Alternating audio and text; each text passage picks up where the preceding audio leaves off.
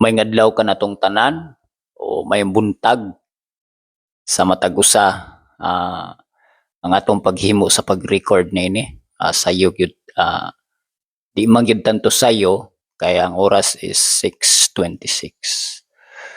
So pitsa 27. So kung imo ning makita na video or imo ning imong madunggan kini nga video adlong Sabado, happy Sabat diha kaninyong tanan. Malipayong adlaw ipapakulay ug maayong buntag kanatong tanan. Nining adlaw kabuntagon aduna tay suhito nga kinahanglang tagaag pagtagad importansya matag pulong sa Ginoo nga atong pagahisgutan kini importante gyud mga kahigsunan hilabi na nining katapusang kapanahonan. So sa atong pagtuon sa ating pag-aaral na talagang nasanay na po ako na sa pagre-record ay may halong Bisaya, Tagalog para naman ay hindi lang taga Bisaya ang makakaunawa pati din kung meron man arinawa ay may mga nakikinig nanonood sa ating pong video na ito lalong-lalo na sa pagpapatibay ng ating pong pananampalataya nitong huling kapanahunan, huling yugto, naghingutas nga kasaysayan sa kalibutan niining atong panahon. So nganong naghingutas tungod kay sumala sa akong gikasulti sa previous na mga video atong nakita nga ang kasaysayan sa 6,000 ka tuig, 6,000 years hapit na gyud matapos. Sumala sa na-record sa Desire of Ages ng 4,000 ka tuig sukad nga natawo ang sala, nahulog ang atong unang ginikanan ngadto sa kapanahonan ni Jesus, mikabat to siya og 4,000 ka tuig. Ibig sabihin, tatagalogin ko, simula nung nagkaroon ng kasalanan sa sanlibutan hanggang sa panahon ni Kristo ay umabot na po ito ng 4,000 taon. Tandaan natin si Kristo ay nabuhay lang, namatay noong 31 AD.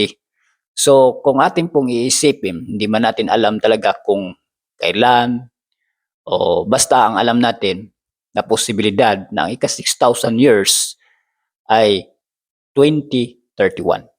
Pero hindi natin masabi kung ano ba ang mangyayari sa 2031.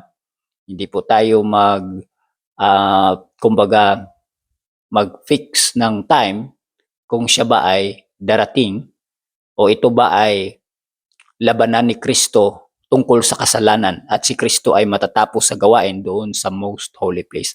Basta sabi ko po, itong 2027 hanggang 2031, hindi natin alam kung ano ang mangyayari sa ating mundo. At lalong-lalo na ang kailan matapos ang gawain ni Kristo doon sa paglilinis sa pinakabanal na dako.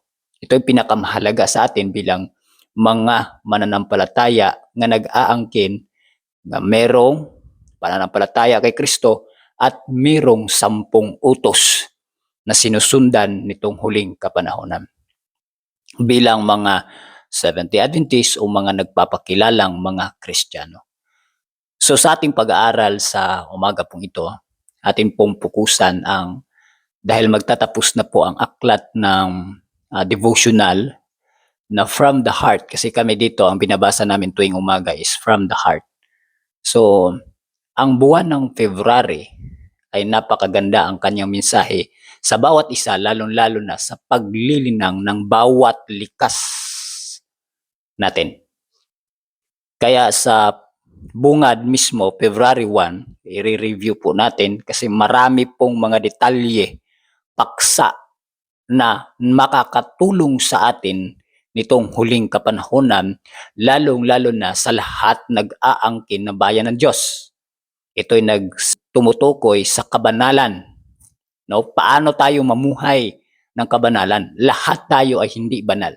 Pero ang panawagan sa bawat isa sa atin ng Diyos ay atong kabuton. Kumbaga talagang kailangan nating maabot yung kabanalan nitong huling kapanahonan. Kaya ang bungad sa buwan, February 1, hindi lahat nating pag-aralan kasi napakahaba po Biruin mo naman 28 days, so maiilan lang akong kinuha para po sa ating lahat, magulang, mga anak. So individual itong mensahe at ako din mismo ay pinagpala ng Diyos sa mensaheng ito dahil nakikita ko talaga ang sarili ko na kung hindi ako mangangailangan ng tulong galing sa langit, posible na hindi ko rin makamtan ang kabanalan na hiningi ng Diyos. Ang pamagat nito sa February is kabanalan sa Panginoon. Sumala sa Juan Kapitulo 6, versikulo 60, matigas ang pananalitang ito, sino ang makakatanggap nito? Sa mga Hudiyo, at nung time na si Kristo ay yung tinapay na napadamin niya, pati yung isda, maraming umaasa na literal na maghari si Kristo nung panahon na yon. Pero mga kapatid, iba pala ang ibig sabihin ng ating Panginoong Hesus sa kanyang paghari. Pagdating niya dito sa lupa, ibang paghari. Iba ang gusto niyang paghari sa bawat isa. Hindi buong bansa, literal kasi ang expectation ng bayan ng Israel. Pero ito pala, kung paano natin siya mismo papasukin sa bawat puso ngayon. Paano siya maghari sa ating puso. Bakit? Kasi itong mga puso natin, isipan, ay puno ng mga bagay na hindi makalangit. Kaya nga ang sagot nila, matigas ang pananalitang ito. Di nila kaya. Sino ang makasunod? Sino ang makakarinig? Or sino ang makakasunod nito? Kasi sila mismo, na pag muni-muni nila, ilabang natanto, nahunahunaan nila, nga murag lisod man kaayo makasunod judi ay, hilabi na kung hisgutan nato ang espiritual na gingharian sa Dios. Kining unsaon pagsurrender sa matag kaugalingon.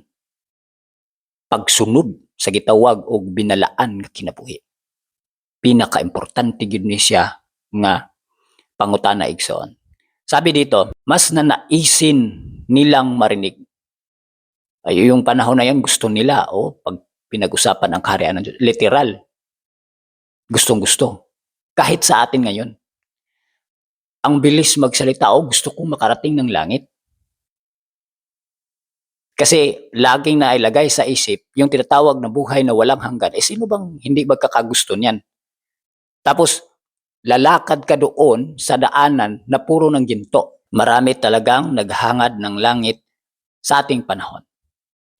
Pero sabi dito, alam natin na ang mga tapat ay magmamana ng lahat ng mga bagay, subalit ang malaking tanong para sa atin ay, ito yung mga katanungan na dapat nating pagbigyan ng pansin kasi pinakamahalagang mga tanong ito na dapat nating itanong din sa bawat isa.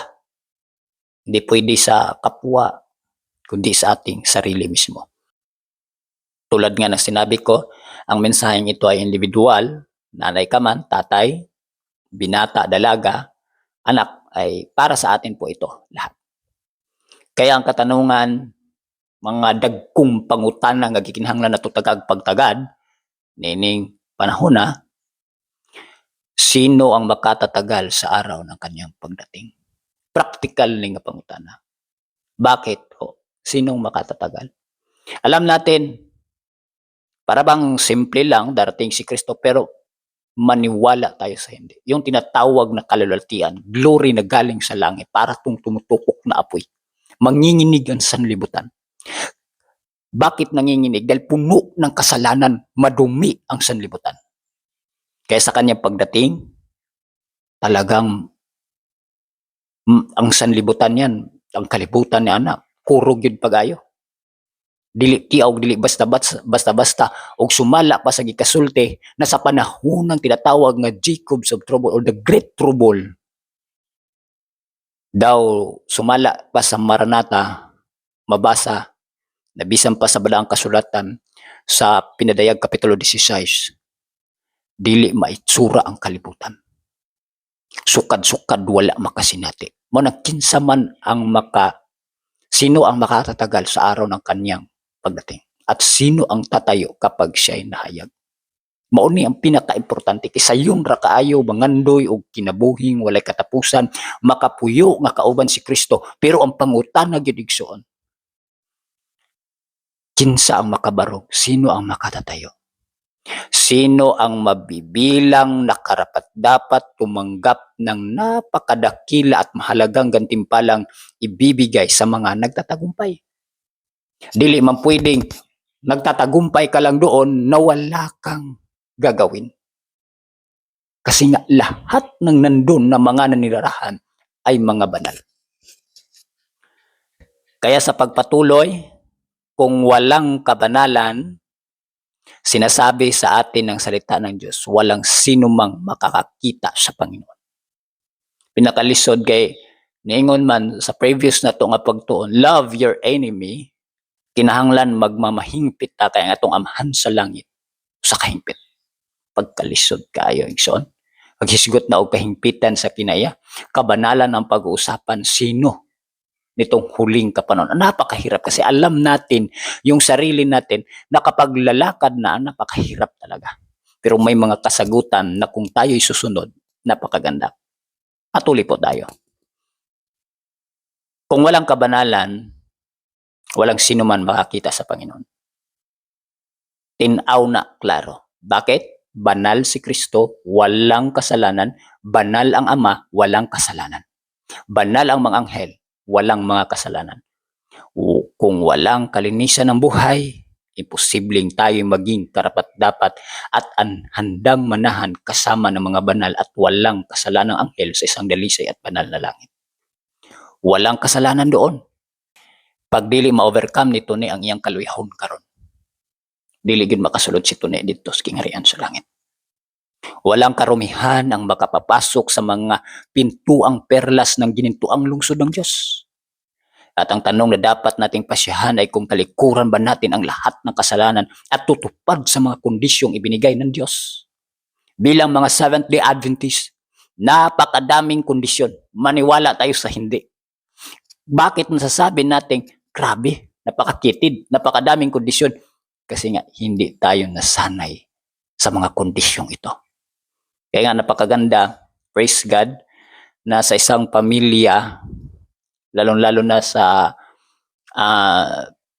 pag-uusapan natin ang suhitong pagkain, back to original diet, napakapalad ng isang pamilya nga sinimulan nila ang kanilang anak. Pero actually, pagpapala minsan ang magkakaroon ka ng sakit. Ayaw mo magbago tungkol sa pagkain.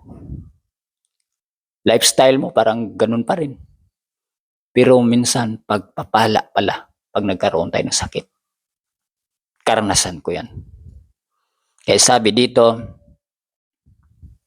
upang tayo maging kanyang mga anak na lalaki at babae, ulitin ko, at ang tanong na dapat nating pasyahan ay kung tatalikuran ba natin ang lahat ng kasalanan at tutupad sa mga kondisyong ibinigay ng Diyos upang tayo maging kanyang mga anak na lalaki at babae.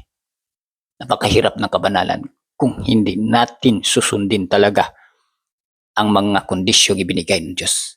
Ngayon, dagdagan pa natin. Sabi dito, ang paghiwalay sa sanlibutan ang hinihingi niya sa atin upang tayo maging mga kasapi ng maharlikang pamilya. Susi, isa sa hinungdan nganong daghan nga dili masilyuhan nga nag-angkon na katawhan sa Diyos. Tungod, anong dahilan? Hindi kayang humiwalay sa sanlibutan. Malinaw po yan. Yung hilig, ano bang meron sa sanlibutan? Kasiyahan sa sanlibutan. Yung bang kung ano yung gusto mo, hindi gusto, kagustuhan ni Kristo. Kasiyahan, tawanan, sayawan, awitan na makamundong, mga himig, yun yung sa sanlibutan. Na dapat natin itong matanggal, maisurrender sa ating Panginoong Hesus. Kasi napakaseryoso po ngayon. Yung sinasabi niya doon, na napakakunti lang talaga ang maliligtas. Kaya nga dinadalangin ko rin sa sarili ko na sana Panginoon, isa ako sa kunting iyon. Pero pag dili gali mapakya si brother to ni delikado gyud kaayo igsoon. Alam na natin kung bakit hindi tayo maliligtas. Kaya number 1, ang paghiwalay sa sanlibutan. Naalala ninyo ang kasaysayan ng mga Israel. Palakbay na sila for Canaan, pero yung isip nila ay nasa Ehipto pa rin. Kaya dahil yung kadamihan ay ang isip ay nasa Ehipto, babalik sa Ehipto, mostly sila yung namamatay doon sa kanilang paglalakbay. Kaya nga, dalawa lang, sa henerasyon na yon, 2 tao lang ang nakapasok. 2 lang, mga kapatid.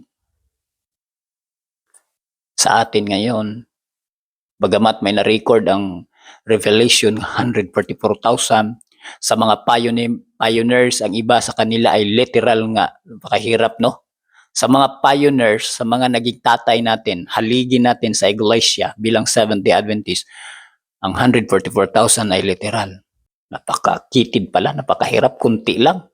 Pero musugot tag sa dili igsoon. Kung atong isuma total karon, mutanaw ta sa atong iglesia karon, matag usa individual nga iglesia nga atong gikahimutang, murag makahukom gyud ka ba nga murag wa man gyud siguro maluwas, pero si Kristo ang manluluwas.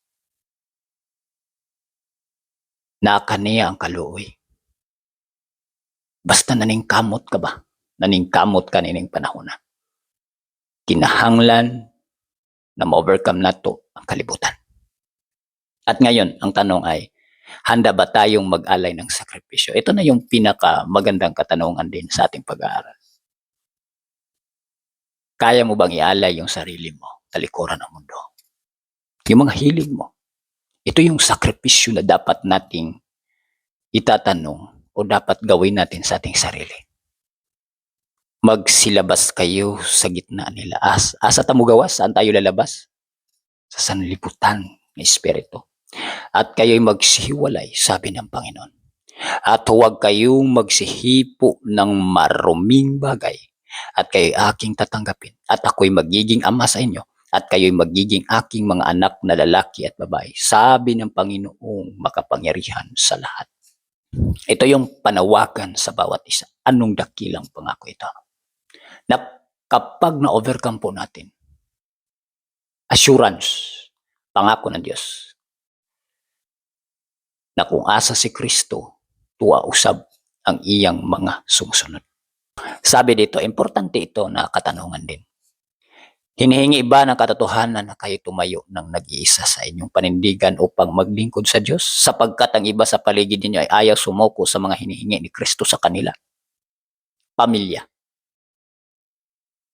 Dili tanan, matod pa, kadalasan, hindi lahat. Praise God, sa panahon ni Noah, buong pamilya.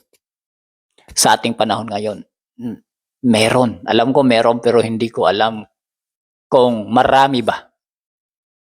Pero ito yung pinakamasakit talaga, na kahit sa inyong mag-asawa, pwede pa kayong maghiwalay dahil hindi kayo kapariha ng prinsipyo.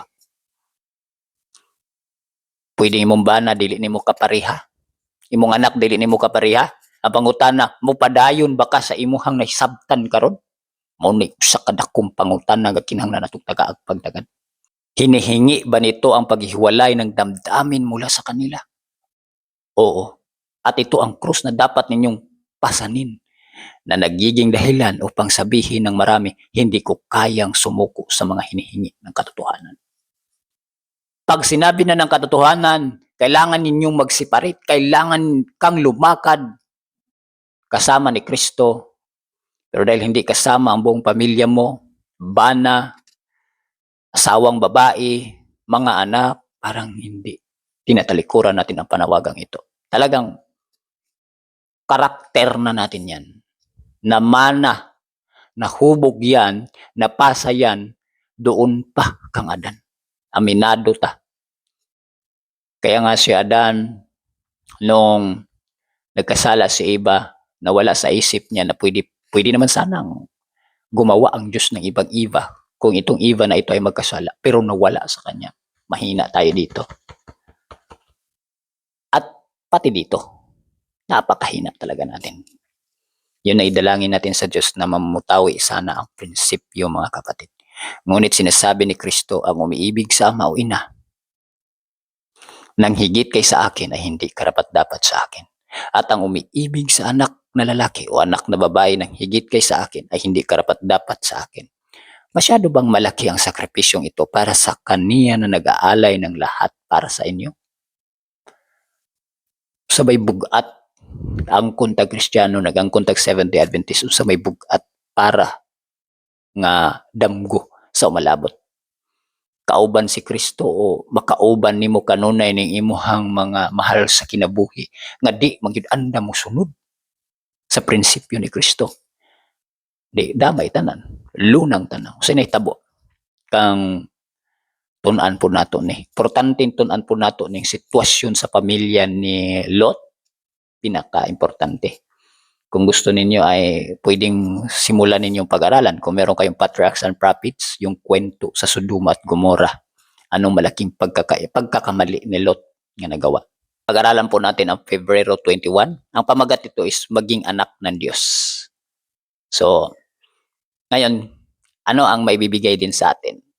Ang talata ay mabasa sa Juan, Kapitulo 1:12.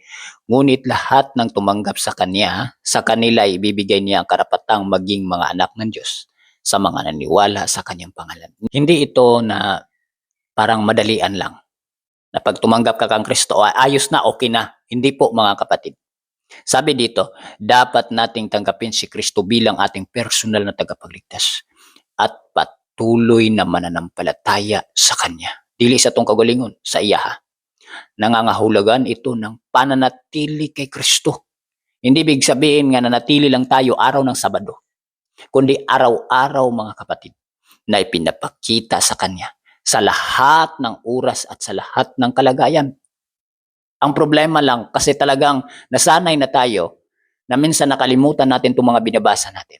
Pagkatapos ng devotional, pag may problema lang, nagkamali lang yung membro ng pamilya, nawala agad yung binasa. Minsan, nung hindi mo pa na-overcome yung magsalita ng bad words, nagagawa mo pa. Yun yung mga kailangan nating ma-overcome ngayon.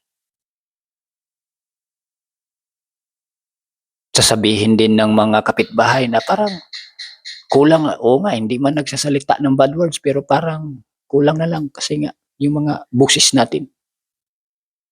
Aminado tayo, kitang mga Bisaya, murag, tiketa din na ba, tinag-asay boses, di ta magpalupig.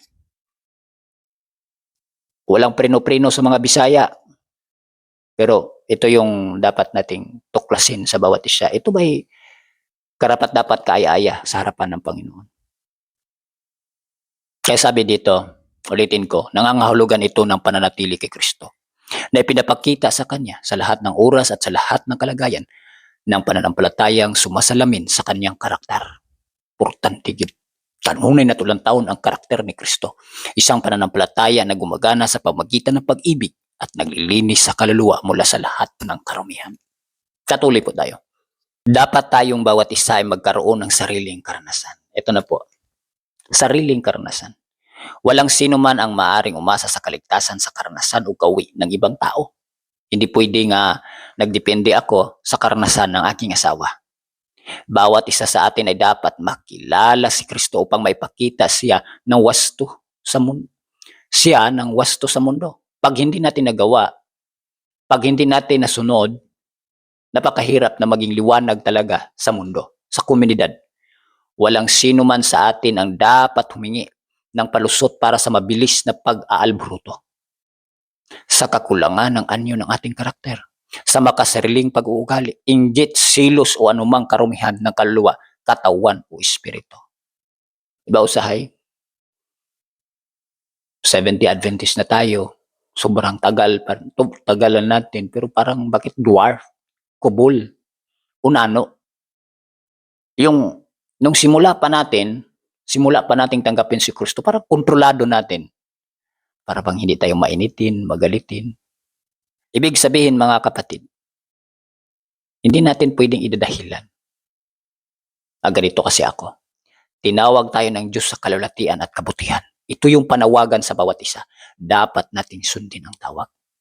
Ano bang dapat nating gawin para masunod? Actually, tulad ng sinabit na basa natin kaganina, ay meron talaga ang Diyos na dapat nating sundin para maabot natin ito. Paano tayo makakaiwas sa kapangyarihan ng dating mataas na anghel sa langit? Ito, isa sa pinag-usapan natin. Alam natin kung sino ang tinutukoy dito. Walang iba si Lucifer. Ang naging dahilan lang bakit siya nagkasala, basahin ko, tapusin ko ito pagbasa para meron tayong idea. Siya ay isang nilalang na puno ng kagandahan at kaakit-akit na personalidad. Pinagpala ng, ang ginamit dito sa translation is matalim na talino. Dahil sa kanyang pag-angat, inakala niya na siya ay katumbas ng Diyos. Yung bang sa tingin mo sarili mo, magaling ka na. Kasi nga, magaling kang umawit, pinagkalooban ka rin magaling ka rin mag-sermon, galing mo rin mag-gitara. Minsan dito tayo natutukso Yung bang ang taas ng tingin mo sarili. Matalino ka pa, magaling ka pa mag-English, lalo na sa Pilipino, no? Pag magaling ka mag-English, hindi ka basta-basta. Kaya nga napakahalaga po na kailangan nating tingnan natin yung sarili. Kasi napakahalaga po ang kasaysayan sa mga nakalipas, lalo-lalo na sa pagkahulog ni Lucifer.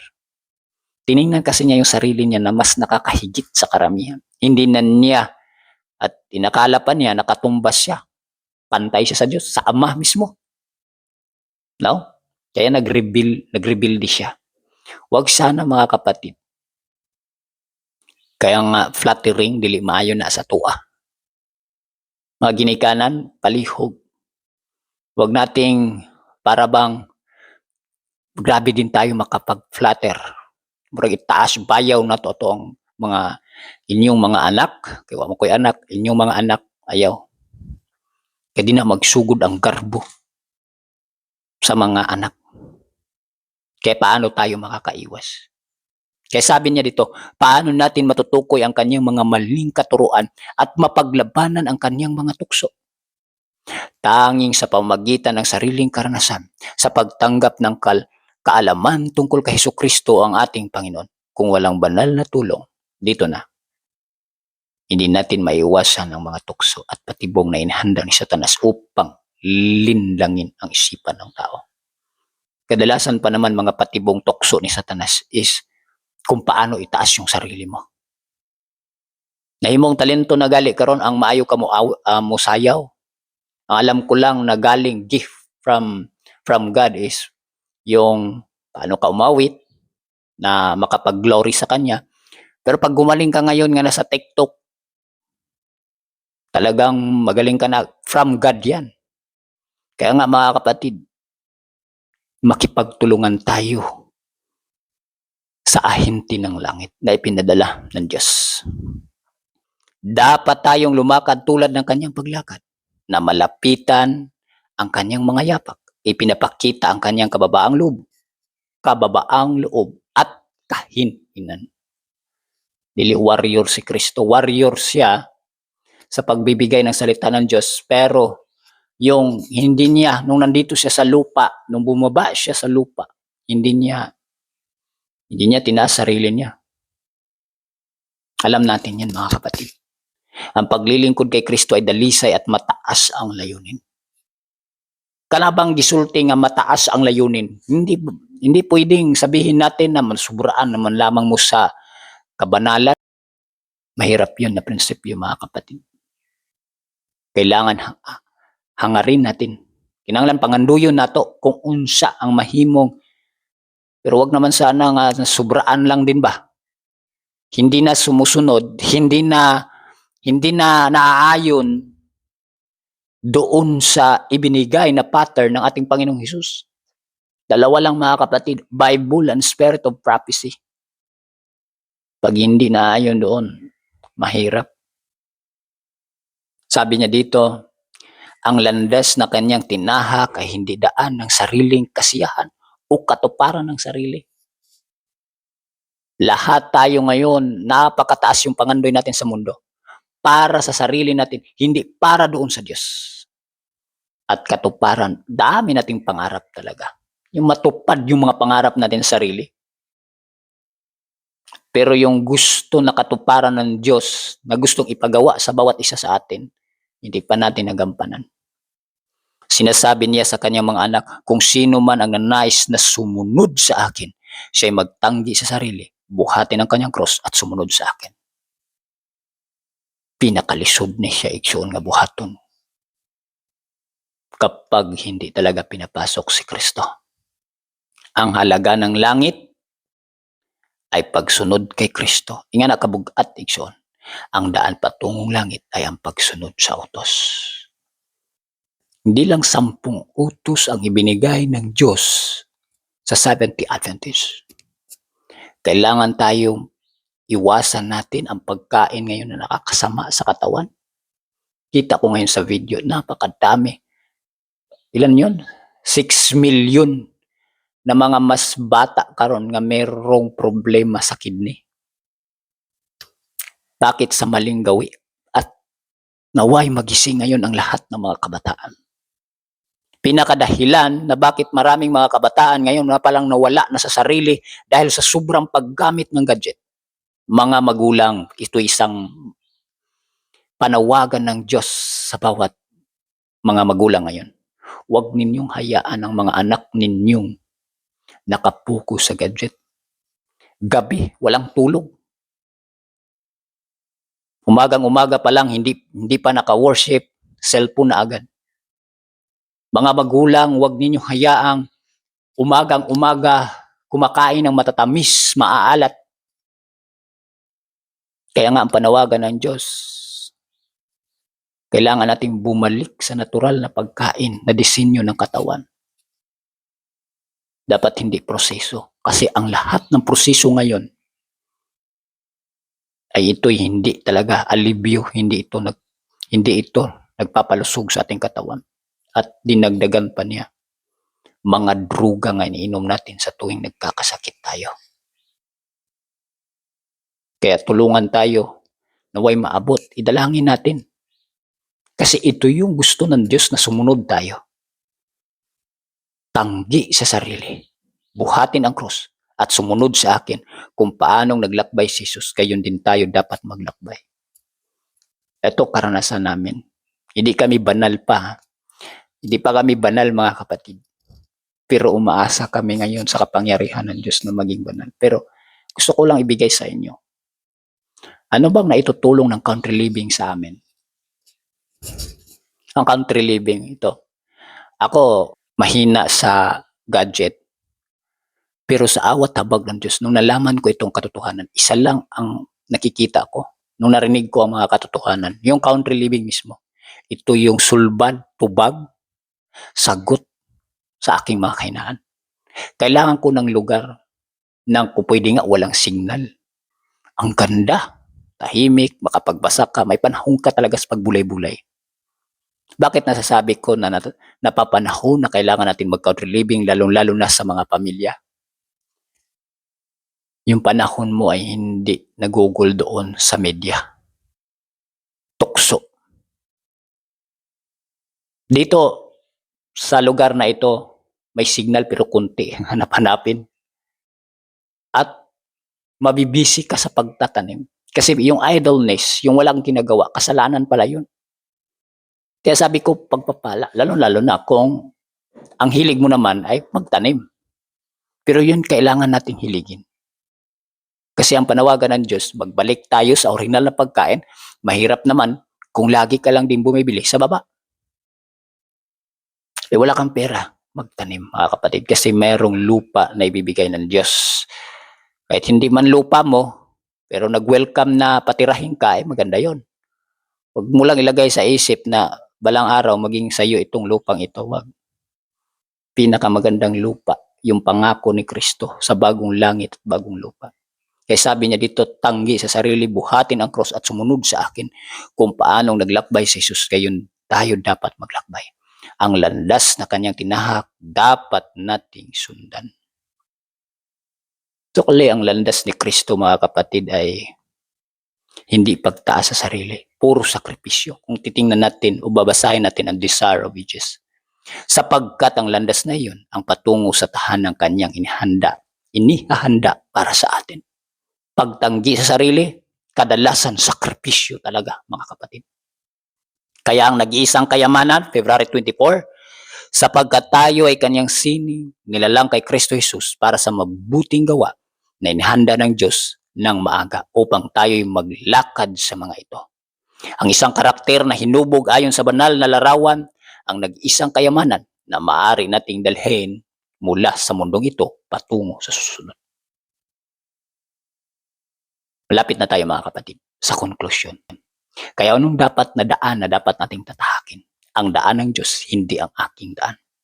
February 25. Awit, Kapitulo 25:4, ipinakita mo sa akin ang iyong mga daan, O Panginoon. Ituro mo sa akin ang iyong mga landas. Kaya nga, hindi dapat ating sariling paraan. Ang inyong paraan ba ay makakapasok sa langit? Yung tanong. Kung itong paraan mo ay naayon na din sa paraan ng Diyos, siguro. Pero isipin ninyo, may isang pumunta sa mga pintuan ng perlas at nagsabi, alam kong ako'y bastos at hindi mabuti. Ito ang aking ugali na magsinungaling at magnakaw. Ngunit nais kong makapasok sa mga makalangit na tahanan. Makakapasok ba ang ganoong ugali sa mga pintuan ng makalangit na lungsod? Hindi, hindi. Tanging ang mga sumusunod sa daan ng Diyos lamang ang makakapasok doon. Ang pagpapakita ng likas at hinubog na mga ugali. Pag sinabing hinubog, walang shortcutan. Dili pwede diretso ka. Sugod yun tayo igsuon. Ito ang aking paraan. Naunawaan ng mga Kristiyano na upang maisabuhay ang mga prinsipyo ng Kristiyano sa pang-araw-araw na buhay. Naunawaan ng mga Kristiyano na upang maisabuhay ang mga prinsipyo ng Kristyanismo sa pang-araw-araw na buhay, kailangan nila ng marami na biyaya sa biyaya ni Kristo. Kailangan nila ng marami sa biyaya ni Kristo. Mauni ang gikinahanglan nato. Kailangan lagi nating idalangin na bigyan pa tayo ng maraming biyaya nitong huling kapanahonan. Kaya ang panawagan sa mga kabataan, kung ikaw ay kabataan ngayon at nakikinig, ito po ang panawagan sa bawat isa. Ang kabataang nakikipagtulungan kay Kristo ay matutuklasan na ang kanilang daan ay puno ng mga pagkakamali at kailangang itama. Nakita kong sarili ko noon. Hirap mga kapatid. Nahirap.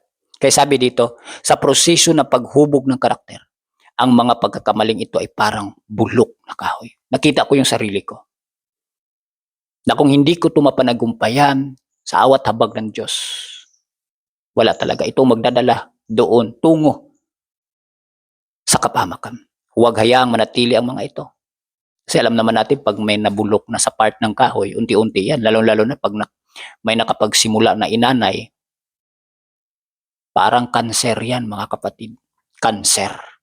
Huwag humingi ng pahintulot na kapit sa sariling kakulangan at patawarin ang sarili sa pagsasabi, ito ang aking paraan. Ayaw. Ang mga nagpapasakop sa sarili na tumatangging isuko ang sariling paraan para sa paraan ni Kristo ay tiyak na makakaranas ng bunga ng kanilang ginagawa. Padayon mangyug ka. Dili mangyug ka magpapugong. Dili mangyug ka magpahawid.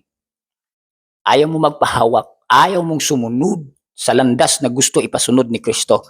Talagang kapahamakan ang mangyayari sa huling kapanahonan. Sumikap ka bang lumakad sa daan ng katotohanan at katuwiran? Huwag manghina sa tukso. Totoo, ikaw ay tuksuhin. Ngunit tandaan, ang tukso ay hindi kasalanan. Ito'y hindi palatandaan ng galit ng Panginoon. Kaluyahon nimo mag-ML, bisag Sabado. Bawal nga yung mag-ML na hindi Sabado, pero dahil dandahan tayo, hindi naman ang Diyos, talagang mabait ang Diyos. Hindi ibig sabihin na nung narinig mo itong sermon na ito, tama yun. Narinig mo ang mensahe, tapos nagpatuloy ka pa sa tukso. Hindi mo pa napagwagian. Kadalasan, kainaan ngayon sa kabataan yung maglalaro, yung sikat ngayon ML. Kahit Sabado ako, pag nakapasok ako ng sambahan ng ating inang iglesia, nalulungkot din ako kasi mga kabataan nandun sa gilid, naglalaro ng ML. Pinag-uusapan nila kung anong napapanood nila, ano yung siguro latest. Anong nag-improve sa laro nila? Skills. Sa panahon ng tukso at pagsubok mo Sukatin ang lalim ng iyong pananampalataya sa Diyos at asahin ang katatagan ng iyong Kristiyanong karakter. Ngayon ang pinaka-importante, kabataan, pinakamahalaga ngayon, isuko natin. Yung panalangin natin na, Panginoon, tulungan niyo po kami na makasunod sa lahat ng prinsipyo na ibinigay. Napakagandang panalangin yun, mga kapatid. Na sana yung sarili mong daan ang aking madadaanan. Tulungan niyo po ako nga makadaan sa iyong daanan. Kaya sabi dito, huwag sabihing imposible para sa akin na magtatagumpay. Sa sariling lakas, hindi mo kayang magtagumpay. Ngunit ang tulong ay inilagay sa isa na makapangyarihan. Ibulong ang panalangin. Ipakita mo sa akin ang iyong mga daan. O Panginoon, ituro mo sa akin ang iyong mga landas. Kaninong landas? Landas ng ating Panginoon. Na dapat tayo ay maturuan ng banal na Espiritu at handa tayong magpaturo. Kaya, bago tayo pupunta o dadako sa conclusion, dapat tayo'y lumago sa biyaya. February 3, bababa tayo ng pizza. Ikaw nga anak ko, magpakalakas ka sa biyaya na nasa kay Kristo Jesus. Kabataan, magpalakas tayo. Ayon sa 2 Timoteo 2:1. Hindi natin dapat linangin ang pananalitang makamundo. Sa sanlibutan ngayon, hindi ko na masyadong alam yung mga terminology ng sanlibutan kasi nga sa awat habag ng Diyos dahil nandito kami sa country living, parang hindi ko na masyadong pamilyar ang mga pananalitang makamundo. Pero ito yung panawagan. Hindi natin dapat linangin ang pananalitang makamundo. At maging labis na pamilyar sa usapang pantaw na napat ang wika ng kanan ay maging bago at familiar sa atin. Galaw, gawi, mga pananalita na makamundo. Dapat hindi na yan sa atin. Grabe no? Napakahirap pero tulad ng sinasabi ko, unti-unti, dahan-dahan yan. Kung susunod tayo, ayon sa kagustuhan ng Diyos. Hindi yung sa sarili natin. Kung sinabi ng Diyos na mag-country living ang buong pamilya, praise God, mga kapatid. Buong pamilya mag-country living. At ilalagay sa isip na walang sisihan. Para alang-alang sa pagdadalisay ng ugali nitong huling kapanahunan. Hindi magsisihan. At hindi magtitinginan sa mga ugali, ikaw mama, nasa iyo pa yan. Ikaw papa, nasa iyo yan. Hindi. Kasi lahat ay nagpuproseso. Lahat ay magsusumikap. Ang mga Kristiyano ay dapat maging tapat na mag-aaral sa paaralan ni Kristo na laging natututo ng higit tungkol sa langit, higit tungkol sa mga salita at kalooban ng Diyos, higit tungkol sa katotohanan kung paano tapat na gamitin ang kaalamang kanilang natamo upang turuan ang iba at akayin sila na hanapin muna ang kaharian ng Diyos at ang kanyang katuwiran. Hindi natin yan tapusin pagbasa. Mahalaga yan, basahin niyo po mga kapatid. Ibig sabihin, bilang Kristiyano, kung natili ka sa lugar na walang katahimikan, magulo, yung mga awit sa makamundo ay nasa tabi lang ng tahanan mo, kailangan talaga mag-go forward. Kailangan mga kapatid, yung mag-aaral ka ng salita ng Diyos, umagang-umaga may nagpatugtog na ng makamundo, di ka makakonsentrate. Kaya ganun ka-importante ang mensahe ng country living. Isa sa mga paalala ng ating devotional sa buong buwan na ito, itong pitsang 27, itong pitsang ito. Yung wastong paggamit, lalo-lalo na kung binigyan ang Diyos ay nagkaloob sa iyo ng boses, kasi maniwala tayo sa hindi. Sabi dito, ang kasaysayan ng mga awit sa Biblia ay puno ng mga pahiwatig tungkol sa gamit at benepisyo ng musika at awit. Madalas na naisin ng tao ang musika para sa masamang layunin. Kaya't nagiging isa ito sa pinakakit-akit na paraan ng tukso. Mga kabataan, huwag sana ang mga makamundong awit ang mamutawi sa mga bibig. Naririnig ng iba. Ngunit kung wasto ang paggamit, ito ay isang mahalagang kaloob ng Diyos. Nilikha upang itaas ang isip sa mataas at marangal na mga tema upang pukawin at itaas ang kaluluwa. Hindi lang dapat Sabado. Araw-araw, kasi sabi dito, magkakaroon ng pag-awit sa tahanan ng mga awit na matamis at dalisay at magkaroon ng mas kaunting mga salitang panisi.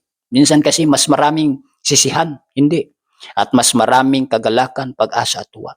magkaroon ng pag-aawit sa mga paaralan at mga mag-aral ay lalapit sa Diyos at kanilang mga guro at sa isa't isa. Kaya nga pinagbawal sa church school, maimbisi, ma-UP dapat. Sa church school nga, asa ko ni-graduate sa Northeastern Mindanao Academy, dapat walang makamundong mga awit. Pero sad to say, lahat tayo ay natukso. Kulang ng edukasyon ata. Hindi na tinuturo sa atin, walang sisihan nga. Pero kailangan magbalik loob. Tanggalin ang makamundong awit.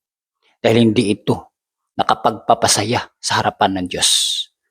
Bilang bahagi ng reliyosong paglilingkod, ang pag-awit ay kasing halaga ng panalangin sa akto ng pagsamba. Kapatid, importante ito. Lalo-lalo na kung may grupo ka. Ikaw nga singer talaga mismo. Huwag sayangin ang panahon o oras doon sa mga makamundong bagay. Kaya nga, ang conclusion natin, walang iba na halimbawa natin itong huling kapanahonan ay si Daniel. February 20. Sa aklat ng From the Heart, February 20, conclusion natin panghuli. Sabi dito, Gawa 24-25, lumayo ka muna kapag may angkop na panahon ay tatawagin kita. Bakit ito yung talata? Conclusion. Maraming mga pamilya, magulang, kabataan. Nang nakarinig sila sa mensahe, alam nila, naniniwala sila na ito ay tunay. Pero minsan, nasa isip natin, o kaya pag nagdesisyon tayo, sasabihin natin, ay susunod na. Huwag mo na ngayon. Kasi nga, hindi pa natin kayang sundin. Pero sabi dito, ang mga kaluluwa na sa umpisa ay nag-aantala at nag-aatubili na lumalaban sa liwanag at kumakaliwa. Sa lahat ng kaalaman, ay may mabubuting intensyon na bumalik sa tamang daan kapag dumating ang angkop na panahon. Okay yun. Kaya bang, okay pa, huwag ko muna akong sumunod. Pero igsoon, mga kapatid, itong bandayan natin. Ngunit ang tusong kaaway na nasa kanilang likuran ay gumagawa ng plano upang itali sila ng hindi na napapansing hibla ng masamang gawi. Ito yung buhay ni Lot. Alam na niya yung country living, kasama niya si Abraham, humiwalay siya, tapos pumunta doon sa syudad, hindi niya namalayan na yung ugali ng Sodoma ay naging ugali ng kanyang mga anak na. At yun ang dahilan bakit napakahirap na nilang mag-exit. Partial lang yan, pero basahin natin yan sa sunod, mga kapatid. Ngunit ang tukso, sabi dito, ang karakter ay hinhubog ng mga gawi at ang unang hakbang sa pababang landas ay paghahanda para sa ikalawang hakbang at ang ikalawa para sa mga susunod pa. Kaya napakahirap ng i-overcome. Kung kailan sana mag-exit, hindi na maka-exit, kasi nga mas tumaas na yung pangarap mo sa mundo, naunawaan mo una ang mensahe, pero dahil mas mahalaga ang kasiyahan sa mundo, ang makasama, ito, ano na lang to, kumbaga direktang mga salita. Alam mo ang iyong pamilya ay papunta doon sa kapahamakan, ikaw rin. Dahil hindi sila susunod ka rin, mga kapatid. Ito yung nakakatakot, mga kapatid, sa mga desisyon natin na napakahirap. Kapag ganito na ang ating isip. Kaya dalangin ko, mga kapatid, ako, kahit nandito ako, grabing panalangin. Kasi nga, nandito pa tayo sa mundong ginagalawan na nandito nanirahan pa ang kaaway. Tulad ng sinasabi ko, hindi kami banal. Pero nagsusumikap kami ayon sa awat habag ng Diyos na sana maabot namin yung kabanalan. Hindi sa sarili namin na, kundi sa awat habag ni Kristo. Pero hindi ibig sabihin awat habag ni Kristo, hindi na rin tayo susunod. Kailangan susunod tayo sa pamantayan. Kaya sabi niya dito, mga kapatid, ang mga anak ng Diyos ay dapat magningning bilang mga ilaw sa gitna ng isang baluktot at tusong henerasyon. Alam natin yung kasaysayan ni Daniel. Sila'y mga captive. Ang Babylonia, sila'y mga captive. Nasa Babylonia sila. Hindi sila pwedeng i-exit doon. Kaya si Daniel ay nasa baluktot ring henerasyon. Ngunit kung hindi pinapangalagaan ang wastong mga gawi, magpapatalo sila sa likas na ugali at magiging mapagpakasasa, mapag-isa, pabaya, sakim, mapaghigante. Naulit yung independent, masunurin sa sarili, mayabang, mataas ang pagtingin sa sarili, at mas mahal ang kasayahan kaysa pagmamahal sa Diyos. In reality, marami sa ating ganito mga kapatid. Gustong-gusto nating sumunod, pero mas mahalaga ang kasiyahan sa mundo. Si Daniel, mga kapatid, ay napakagandang ehemplo na talagang nakikita natin ang kanyang likas. Hindi siya nagpatalo. Yung Babylonia, napakagrabe yun. Sabi dito, ang karakter ni Daniel ay isang halimbawa kung ano ang maaaring maging bunga ng biyaya ni Kristo sa isang makasalanan. Siya ay matatag sa intellectual at spiritual na kapangyarihan. Dapat ng banal na espiritu ay manahan sa atin bilang banal na panloob. Kaya hayaang mag-umapaw sa inyong puso ang pasasalamat at pag-ibig sa Diyos. Hindi ibig sabihin dito, baka kasi umabot sa conclusion na okay lang, hindi kami i-exit. Ignore, captive sila ni Daniel. Wala silang magawa. Pero sa atin ngayon na pinakamahinang henerasyon, may panawagan ang Diyos. Umalis ang panawagan. Kailangan natin mamuhay. Kailangan nating mamuhay na malayo at matahimik na lugar. Hindi man na walang tukso. Meron pa ring tukso, pero iba sa kapatagan, mga kapatid. Nawa, mga kabataan, mga magulang, ito'y magandang panawagan sa bawat isa. Naway, huwag nating sundin ang ating sarili. Alam ko mahina tayo. Napakahina talaga natin. Maniwala ako. Ako paniwala na napakahina talaga natin. Kung wala ang tulong ng banal na espiritu, ang tulong ng galing sa langit, yung biyaya na ipapagkaloob ni Kristo, hindi natin kaya talaga. Kaya kailangan natin ang biyaya niya. Nawa, ang buhay ni Daniel, na bagamat nasa henerasyon siya ng puno ng mga tukso, pero tumayo siya ng tatag. At nawa, mga kapatid, maging mga modernong Daniel tayo itong huling kapanahonan. Yun yung dalangin ko sa bawat isa, lalong-lalo na sa iyo bilang kabataan. At ang panawagan ko rin sa bawat pamilya na naniniwala sa mensahe ng Diyos, Bible and Spirit of Prophecy, kayo din ay makasunod nitong huling kapanahonan bago ang no buying and selling. So bago tayo magtapos, mga kapatid, inaanyahan ko po kayo na tayo'y manalangin. Mapagmahal naming Ama ng tahanan na nasa trono ng mga langit. Kami po ay una humihingi ng mga kapatawaran sa lahat ng aming mga kasalanan. Sa isip, sa gawa at salita. At kami po ay humihiling. Tulungan niyo po kami, Ama, na ang daan niyo po ay masunod namin. Ang mga kalooban niyo po ay handa kaming makasunod, sumunod. Hindi sana ang aming mga kalooban. Tulungan kami bilang mga mananampalataya na makasunod talaga nitong huling kapanahonan. Pagpalain po ang mga kapatiran, kaibigan, na handang naniniwala na mayroong buhay na walang hanggan. Naniniwala sa pagsakripisyo ng iyong nag-iisang anak na mamumutawi sa kanila ang pag-ibig niyo po at handang sumunod.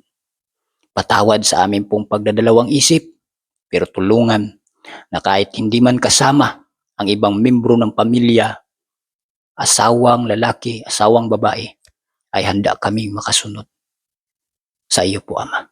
Salamat sa iyong pag-ibig at pagmamahal. Basbasan niyo po ang bawat isa at patawarin at linisin. Ito po aming hiling at dalangin sa matamis na pangalan ni Jesus. Amen.